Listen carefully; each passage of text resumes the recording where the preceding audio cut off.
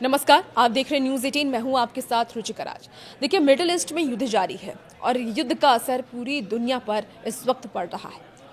अब इस युद्ध को लेकर के एक अपडेट ये सामने आ रही है कि खाड़ी देशों से ये अपडेट है, सीज फायर की कोशिशों के बीच एक बार फिर से युद्ध की लपटें तेज हो गई हैं।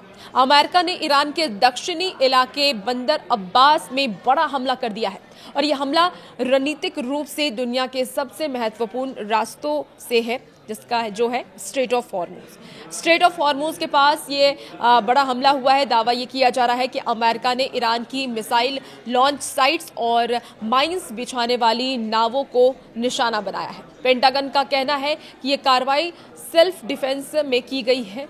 तो आइए जानते हैं कि आखिर हुआ क्या है। और ईरानी मीडिया और अंतर्राष्ट्रीय रिपोर्ट के मुताबिक बंदर अब्बास के पास मौजूद ईरानी सैन्य ठिकानों पर जोरदार धमाके सुने गए हैं।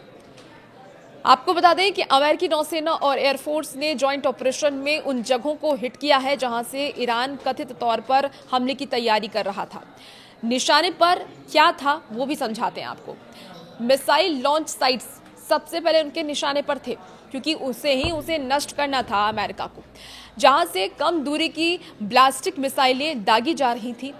माइंस बिछाने वाली जो नावें हैं वो भी निशाने पर थी। वो विशेष नौकाएं जो समुद्र में सुरंगें बिछा करके व्यापारिक जहाजों को डुबाने का दम रखती हैं। पेंटागन के प्रवक्ता ने यह भी बयान जारी करते हुए कहा है कि उन्हें खुफिया जानकारी मिली थी कि ईरान इन इलाकों से अमेरिकी संपत्तियों और अंतर्राष्ट्रीय जहाजों पर हमले की योजना बना रहा था।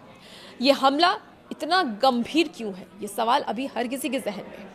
वो समझते हैं क्योंकि बंदर अब्बास स्ट्रेट ऑफ हॉर्मुज के मुहाने पर स्थित है। आपको बता दें कि दुनिया का लगभग 20% कच्चा तेल इसी संकरे रास्ते से होकर के गुजरता है और अगर यहाँ युद्ध छिड़ता है तो वैश्विक अर्थव्यवस्था चरमरा सकती है।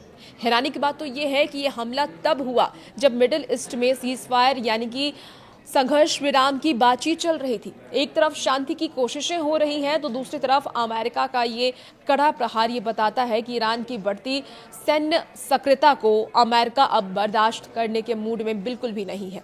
और इस हमले के बाद ईरान की तरफ से भी तीखी प्रतिक्रिया सामने आई है। तेहरान ने इसे अपनी संप्रभुता का उल्लंघन बताया है। विशेषज्ञों का ये भी मानना है कि ईरान अब प्रॉक्सी वॉर यानी कि अपने समर्थित गुटों के जरिए जवाबी कार्रवाई कर सकता है।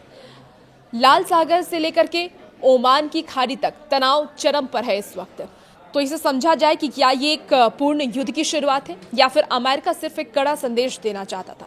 ये सवाल अभी पूरी दुनिया के सामने है। फिलहाल बंदर अब्बास में हुए नुकसान का सटीक आकलन किया जा रहा है, लेकिन एक बात तो साफ है कि मिडिल ईस्ट का बारूद अब एक ऐसी चिंगारी के पास है जो पूरी दुनिया को झुलसा सकती है।